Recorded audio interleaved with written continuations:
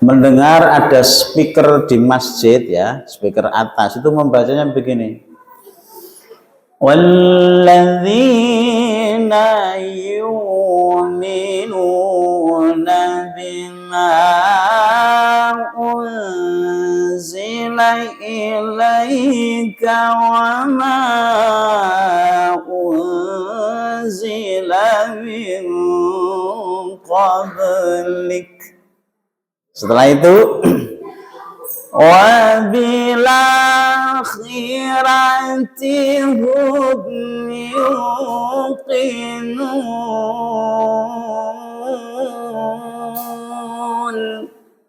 Mestinya biasanya umumnya wabil akhirati, tapi jenengan kok dengar wabil akhirati.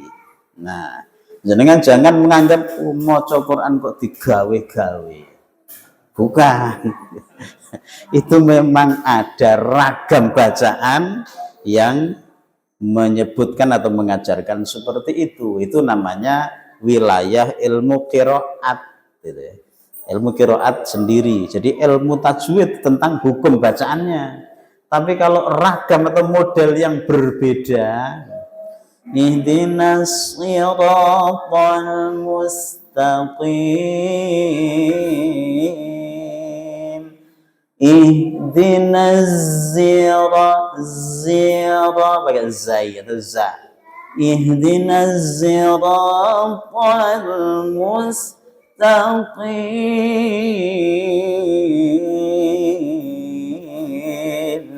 ada yang ihdinas pakai sin, ihdinas siratal, itu masuknya ke ilmu qiraat, berarti ragam bacaan yang berbeda.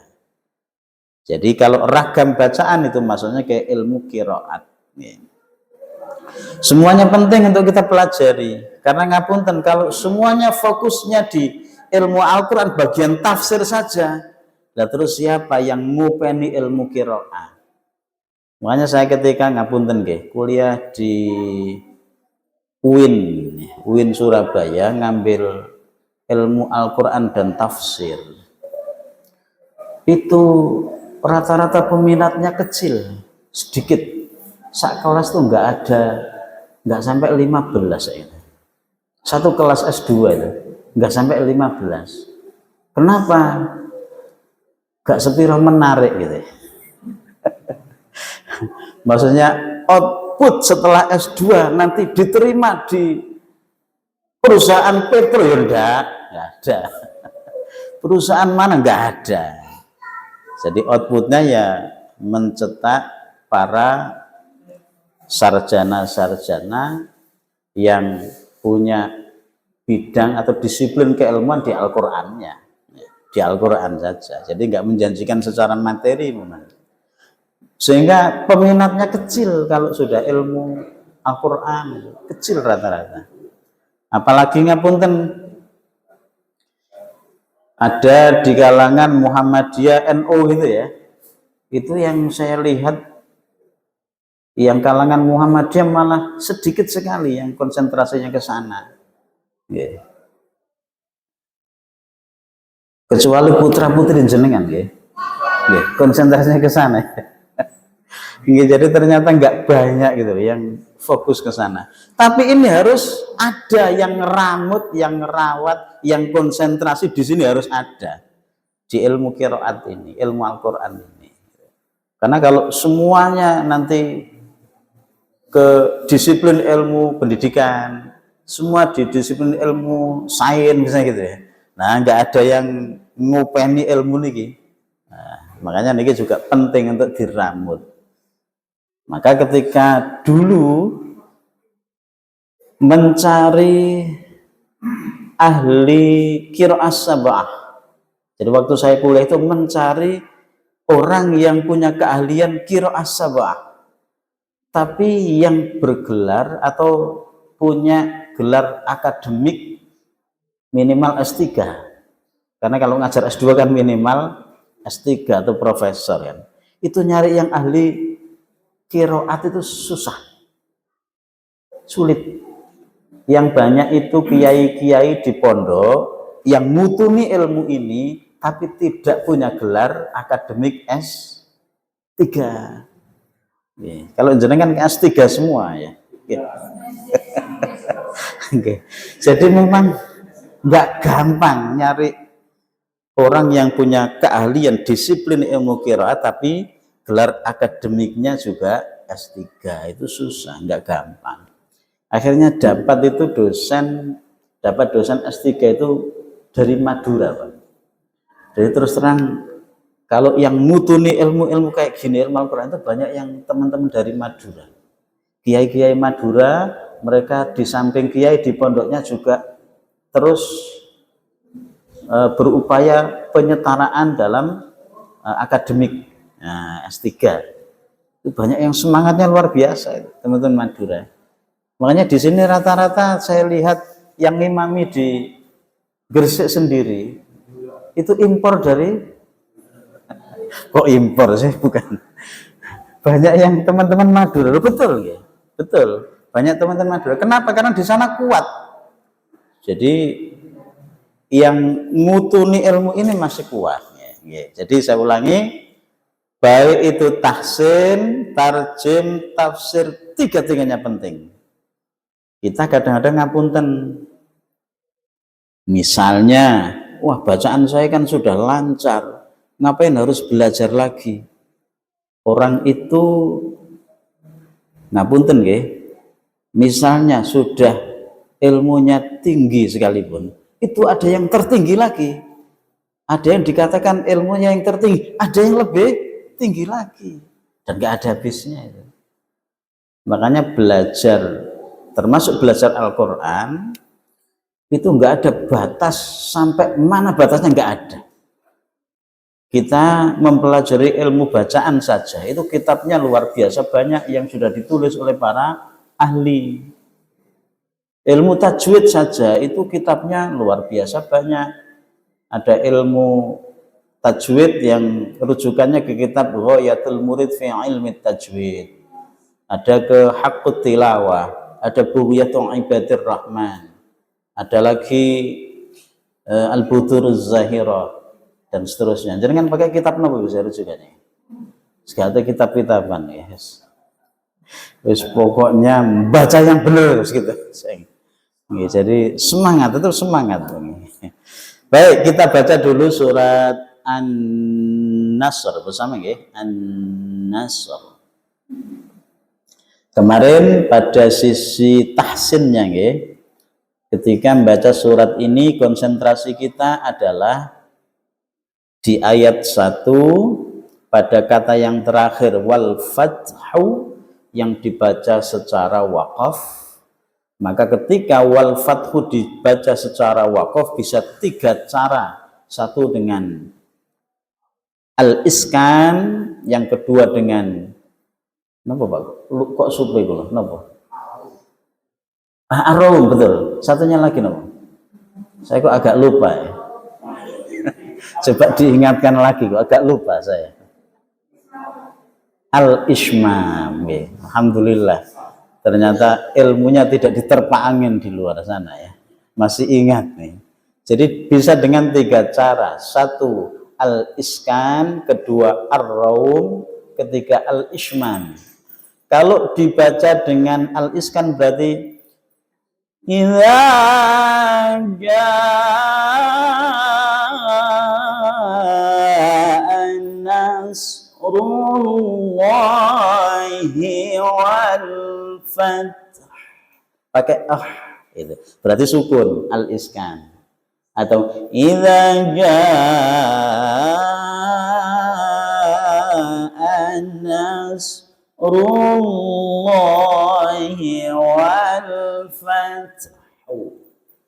Fathu. Tetap mencucu ya. Tetap mencucu. Atau yang ketiga ar-raum. Idza jaa nasrullahi wal fath. Fath pakai sukun baru kemudian mencucu. Nah, itu namanya al-ishmam.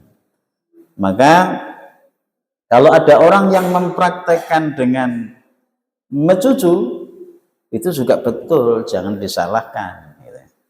Jadi ketika kita itu mengkaji dan tahu lebih banyak, itu biasanya tidak mudah menyalahkan orang lain dalam bacaan.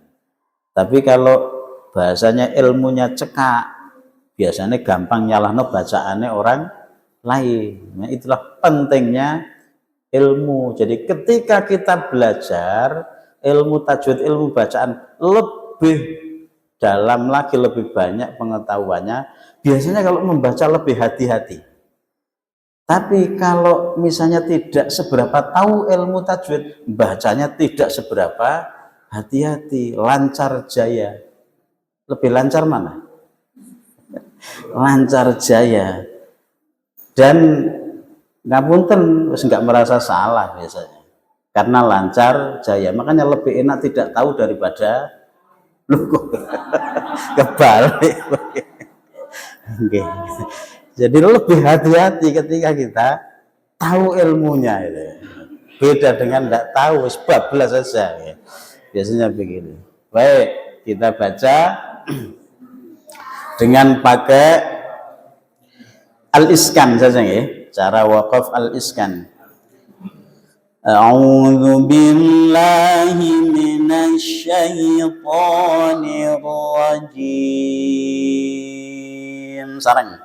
A'udzu billahi minasy syaithanir rajim.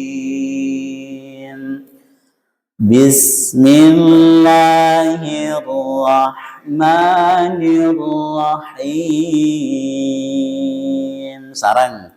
Bismillahirrahmanirrahim. Idza jaa nasrullahi wal fath. Sarang. Idza jaa nasrullahi wal fath. Jadi agak dihentakkan ketika masuk fa. Wal fath. Yeah.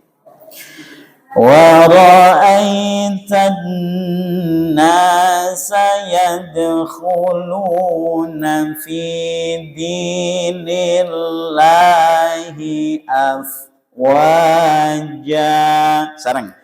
Wa ra'aitan nasa yadkhuluna fi dinillahi afwaja. Fasabbih bihamdi rabbika wastaghfir. Sarang. Fasabbih bihamdi rabbika wastaghfir. Innahu kana tawwaba. Sarang. Innahu kana tawwaba. Hati-hati nggih, yang di akhir tawwaba tetap panjangnya sama dengan wa. Jadi jangan karena di akhir terus dipanjangkan lebih. Innahu kana tawwaba. Perasaannya enak tapi keliru gitu ya.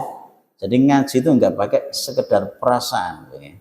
Tapi ilmu atau hukumnya juga harus ditepati. Baik, kita lanjut Al-Kautsar ya. Kemarin kita jelaskan tahsinnya, kemudian tarjim lafziyah juga sudah ya. Pagi ini, kok pagi ini ya? Malam ini saya biasanya ngisi itu habis subuh kan. Jadi keliru pagi ini ya. Malam ini kita fokusnya ke tafsirnya ya. Tafsir kita ambil tafsir yang ringan saja, yaitu tafsir Jalalain ya. Dua Jalal. Jalalain.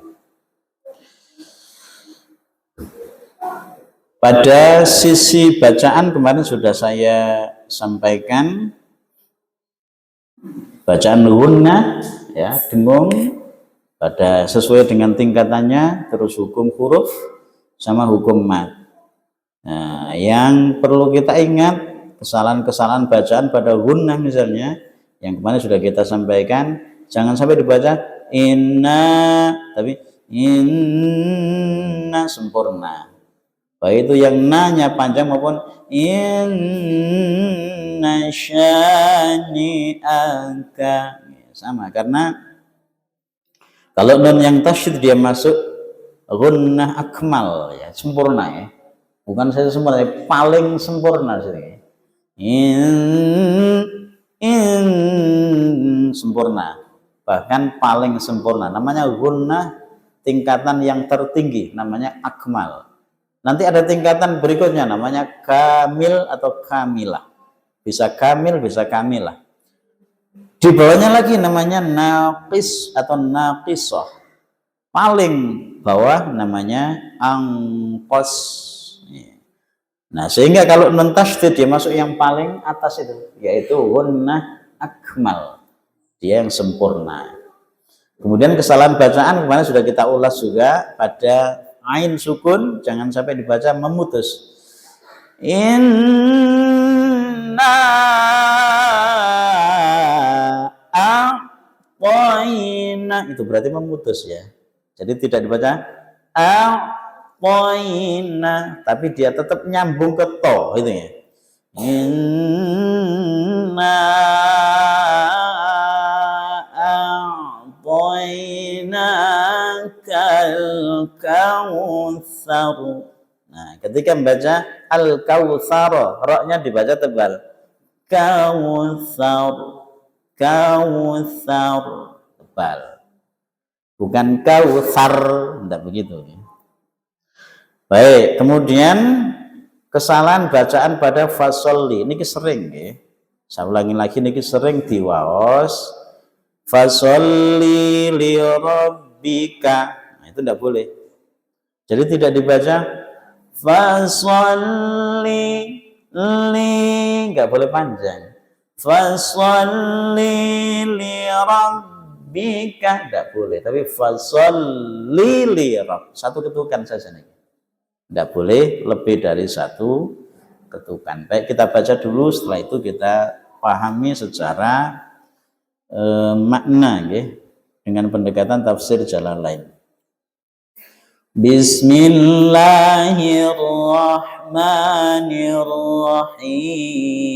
Bismillahirrahmanirrahim. Sarang.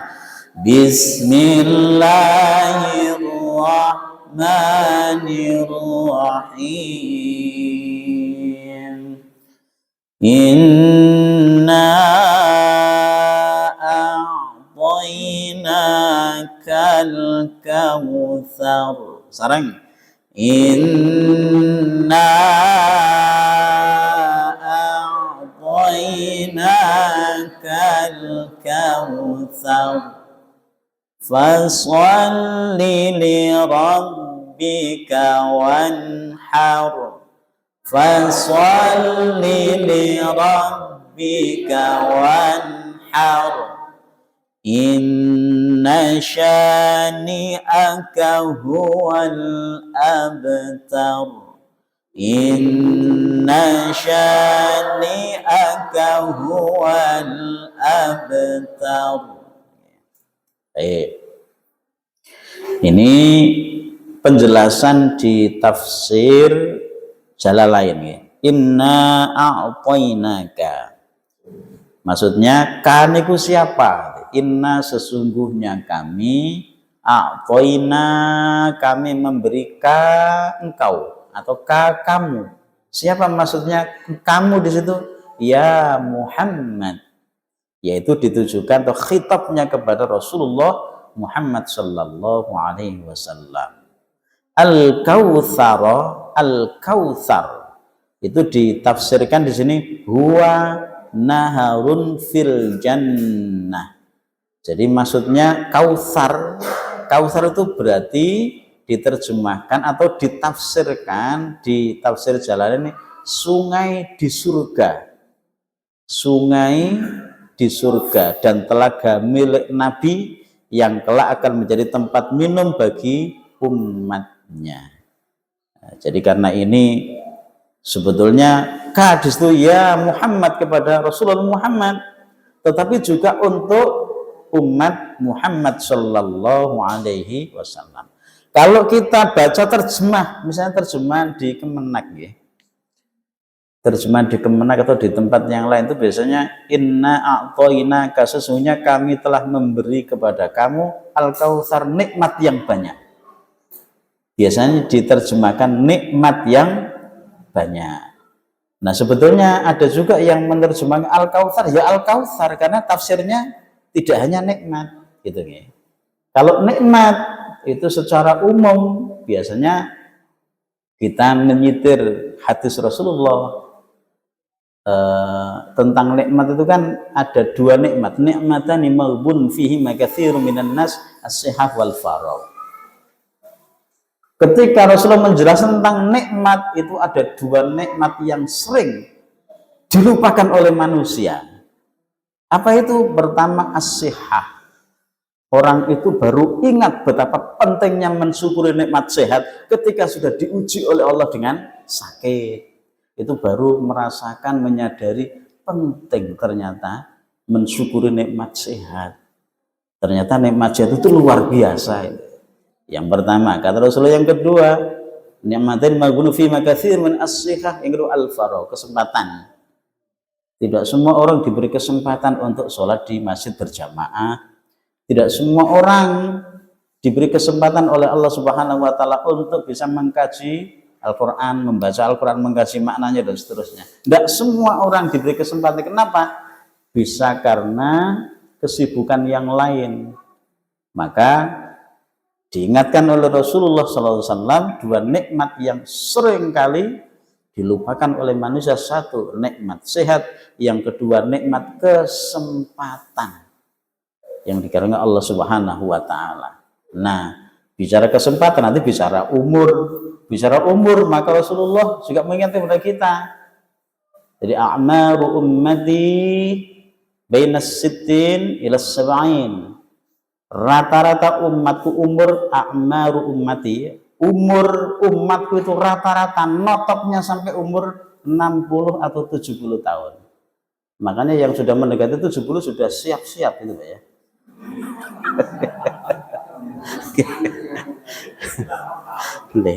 Kata Rasulullah wa aqalluhum mayajuz. Ya ada yang lebih dari 70 tahun, tapi wa aqall sedikit sekali. Tapi bapak saya sekarang sudah umur 92. Bapak saya. Alhamdulillah. Begitu melihat uang 100.000 masih jelas sekali katanya. Masih jelas sekali katanya. Alhamdulillah. Kemarin begitu ibu saya meninggal itu merasa sepi, jarak 3 bulan minta nikah lagi. Loh betul. Saya mau mantu tapi nggak jadi. Enggak. Jadi umur 92 sekarang, tapi alhamdulillah masih bisa mandiri mas ya. Ya kalau sholat sujud langsung nggak bisa, pakai kursi ya. Tapi ke kamar mandi masih bisa sendiri, itu sudah alhamdulillah. Umur 92. Itu termasuk bonus berapa? Oh banyak sekali itu. Banyak sekali. Sudah 92 bonusnya banyak. Jadi kalau secara umum kalau kita baca di terjemahan itu al-kautsar itu nikmat. Al-kautsar nikmat yang banyak. Karena kautsar itu dari satu akar kata dengan katsir. Katsir itu banyak. Berarti nikmat yang banyak. Tetapi kalau pendekatannya ke tafsir ternyata di tafsir Jalalain itu disebutkan huwa naharun fil jannah.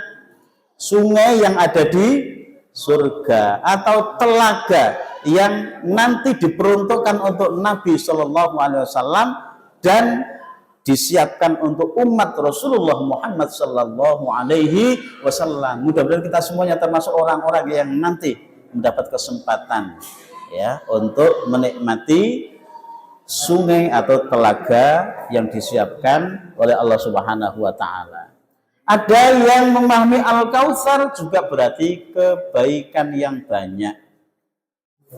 Kebaikan itu kalau kita telusuri dalam kalimat dalam Al-Quran itu macam-macam. Ada yang kata kebaikan itu pakai kata khair. Khair kebaikan. Ada yang pakai solih atau solihat. Wa amila solihan. Amal yang baik pakai solih. Terkadang pakai albir fastabiqul khairat. Ada lantanalul bir pakai bir. Pakai khairat, kadang pakai bir dan macam-macam kebaikan. Nah, di sini Al-Kautsar menunjuk banyak sebetulnya, tetapi ditafsirkan kebaikan yang banyak. Berupa apa? Satu. Jadi al-khair al-katsir minan nubuwati dari kenabian, yaitu berupa kenabian. Kebaikan yang banyak yang disebutkan di situ adalah minan nubuwati dari nubuwah atau kenabian. Yang kedua wal Quran dan Al-Quran, wasyafa'ah dan syafaat. Jadi tidak setiap orang itu bisa memberi syafaat. Ketika nanti di hari kiamat banyak orang yang membutuhkan syafaat ya. Mereka datang kepada Nabi Adam. Nabi Adam bilang tidak diberi kewenangan oleh Allah untuk memberi syafaat. Datang kepada Nabi Nuh. Nabi Nuh bilang, aku tidak diberi kewenangan oleh Allah untuk memberi syafaat.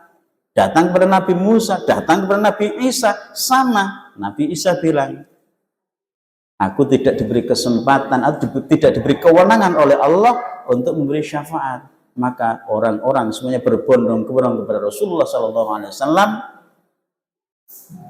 yang diberi kewenangan untuk memberi syafaat pertolongan kepada para umatnya. Maka beruntunglah kita sebagai umat Rasulullah SAW yang mudah-mudahan kelak di hari kiamat mendapatkan syafaat dari Rasulullah Sallallahu Alaihi Wasallam. Fasolli li rabbika.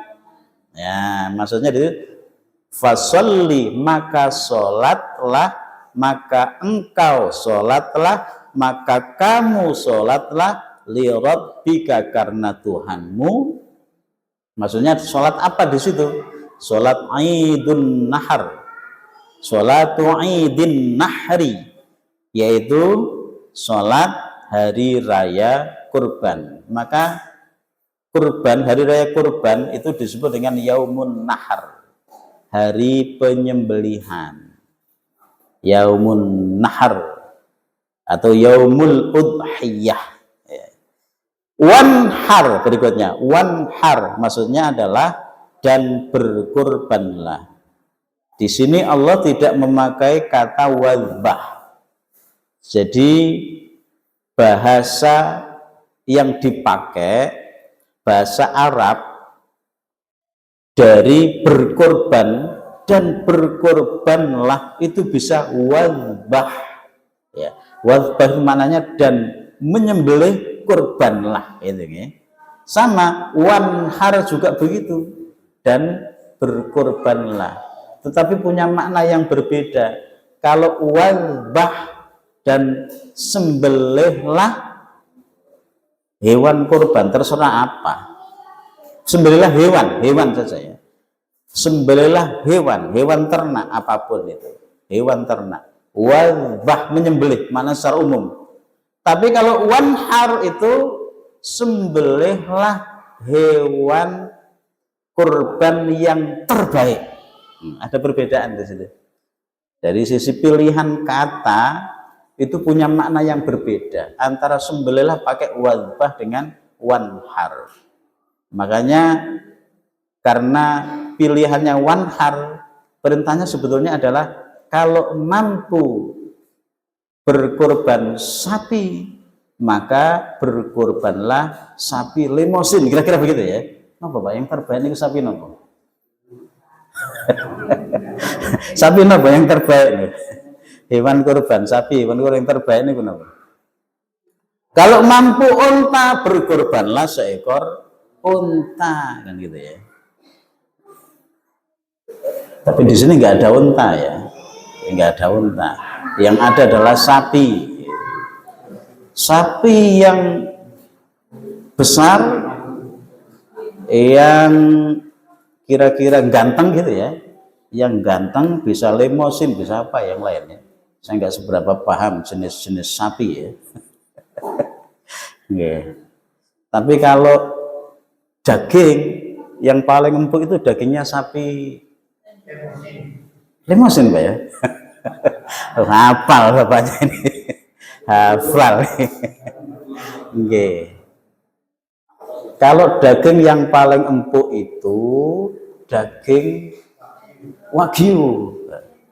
Daging wagyu itu harganya paling mahal ya, betul ya. Nggih. Saya sebetulnya bisa itu bikin daging wagyu itu ya. Nggih, ada caranya itu ya. Nggih. Nanti kalau saya sudah punya sapi, jenengan silahkan menikmati dagingnya ya. Nanti daging sapi wagyu gitu ya. Tapi belum ada ini. Nggih. Fasholli li rabbika, maka sholatlah karena Tuhanmu. Yang dimaksud sholat adalah sholat Idul Adha. Wanhar, setelah itu berkorbanlah dengan hewan yang terbaik. Berarti kalau sapi-sapi yang terbaik, kambing-kambing yang terbaik, domba-domba yang terbaik. Jadi maksudnya kalau terbaik itu, kalau domba itu jenis yang paling rendah itu namanya kambing kacang.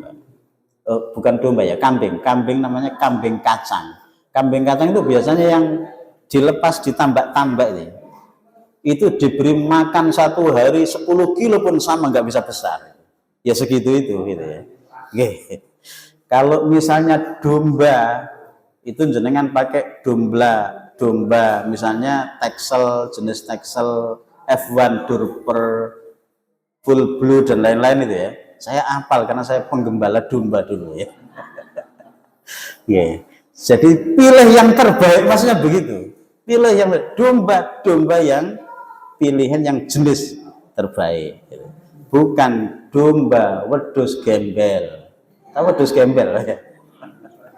Gibas yang ya wes diberi makan satu hari 20 kilo segitu aja ya, nggak bisa besar mas segitu ya, itu memang jenisnya begitu. Jadi wanhar itu menunjukkan pilih hewan kurban yang terbaik. Inna syani'aka huwal abtar, sesungguhnya orang-orang yang syani'aka membencimu, yakni orang-orang yang tidak menyukai kamu. Khitabnya kepada Rasulullah Muhammad Sallallahu Alaihi Wasallam. Huwa dia al-abtar, terputus. Terputus itu ditafsirkan di sini al-munqati'. Munqati' nggih, terputus sama nggih. Jadi kata qata'a, munqati' terputus. An kulli khairin,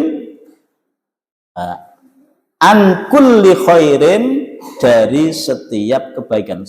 Terputus dari semua kebaikan. Kulini sekabiane gitu kalau terjemahan Jawa nih. An saking kuli sekabiane khairin, keapian, kebagusan. Ya. Jadi sesungguhnya orang-orang yang membencimu, yakni orang-orang yang tidak menyukai kamu, dialah yang terputus, yakni terputus dari semua kebaikan atau putus keturunannya. Ayat ini diturunkan berkenaan dengan orang yang bersikap demikian. Dia adalah As. Jadi Fil-As bin Wa'il. Sewaktu Nabi ditinggal wafat putranya yang bernama Qasim. Nah, Lalu As tadi ya menjuluki Nabi sebagai abtar. Oh, Muhammad itu abtar. Ya. Yakni orang yang terputus keturunannya. Maksudnya begini. Muhammad itu abtar, wis gak kira duwe anak meneh. Itu ya. Abtar. Nah, itu ternyata julukan yang disampaikan oleh Al-As bin Wa'il. Nah, maka sebetulnya ayat ini mengkanter kalau misalnya bahasa sekarang gitu Muhammad itu digojlok itu apa ya? Napa digojlok gitu? Wis terserah jenengan apa bahasane ya. Wis gak kira itu abtar Muhammad, gak kira ndek keturunan meneh, itu kira-kira gitu ya. Dipoyoki gitu ya. Gak kira ndek keturunan meneh, abtar. Sudah wis putus gitu ya. Nah, ayat ini mengkanter tidak. Jadi sesungguhnya inna syani'aka huwal abtar, sesungguhnya yang abtar itu ya orang yang membencimu. Berarti termasuk siapa? As bin Wa'il sing gojloki tadi itu. Itu dia yang terputus. Terputus dari apa? Ada yang menafsirkan kalau di sini terputus dari semua kebaikan. Jadi kalau kebaikan itu biasanya begini, kita kalau berdoa dalam forum biasanya begini, mudah-mudahan pertemuan kita ini mendapatkan atau membawa manfaat. Kalau manfaat itu berarti kebaikan yang mengalir pada diri kita masing-masing. Mudah-mudahan kegiatan kita ini membawa maslahah. Ada yang maslahah. Maslahah berarti kebaikan itu mengalir di samping pada kita juga mengalir pada orang lain. Tapi ada yang ketiga, mudah-mudahan pertemuan kita ini membawa barokah. Nah, ini yang lebih tinggi lagi kebaikannya. Napa niku barokah? Barokah itu satu akar kata dengan birkah. Birkah niku kolam. Birkah niku kolam. Kolam itu airnya sedikit napa kata? Sedikit napa kata? Kata. Jadi kalau birkah kolam pasti airnya banyak. Berarti kalau barokah kebaikan yang ada dalam forum ini melimpah, meluap gitu ya. Melimpah, luar biasa banyak. Itu namanya barokah. Makanya biasanya kan mesti kita mendoakan mugi-mugi panjang umur lan barokah. Biasanya gitu ya. Nah, barokah maksudnya itu tadi berkah. Kebaikan itu luar biasa banyak yang didapatkan. Jadi ketika orang mendoakan kebaikan ada 3 jenjang. 1 manfaat, yang kedua maslahah, yang ketiga barokah. Yang tertinggi kebaikan itu adalah barokah. Karena kebaikan yang luar biasa melimpah. Baik, saya sampai lupa untuk menerjemahkan bersama nih. Baik, kita mantapkan lagi. Nggak usah kita reken ada titik itu apa ya. Dilanjut saja ya. Dengan ismi nama Allahi Allah Ar-Rahmani yang maha pengasih, Ar-Rahimi yang maha penyayang. Kita baca bareng saja ya, mulai ayat 1 sampai terakhir.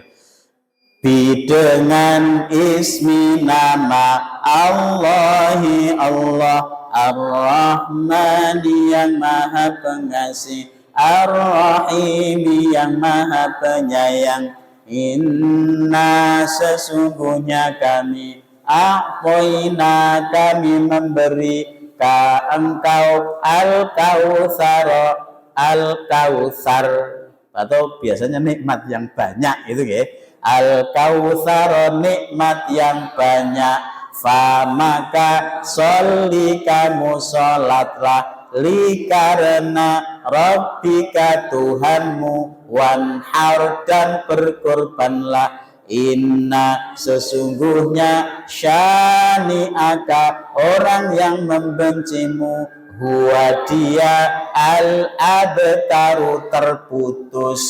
Kita baca bareng. Bismillahirrahmanirrahim. Sambil kita renungkan maknanya bersama. Inna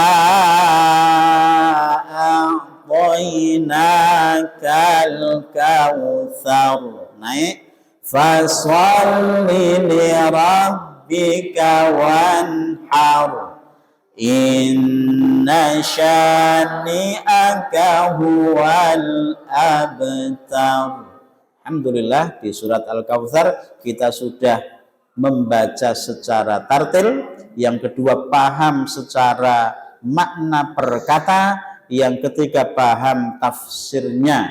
Mudah-mudahan kita dimudahkan oleh Allah Subhanahu wa taala untuk memahami setiap ayat dari Al-Qur'an. Amin ya rabbal alamin. Dan setiap huruf yang kita baca dari Al-Qur'an, Allah Subhanahu wa taala memberikan pahala yang berlipat ganda. Amin ya rabbal alamin. Walafu minkum, mohon maaf barangkali dalam penyampaian ada yang kurang berkenan. Wassalamualaikum warahmatullahi wabarakatuh. Bismillah.